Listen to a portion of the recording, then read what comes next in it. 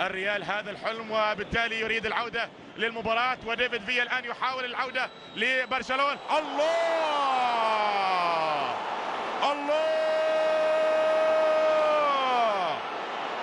ديفيد فيا، ديفيد فيا، وين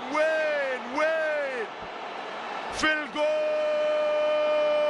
وبالتالي يتعادل برشلونة، يتعادل برشلونة في الكرة الماضية القذيفة المحطوطة.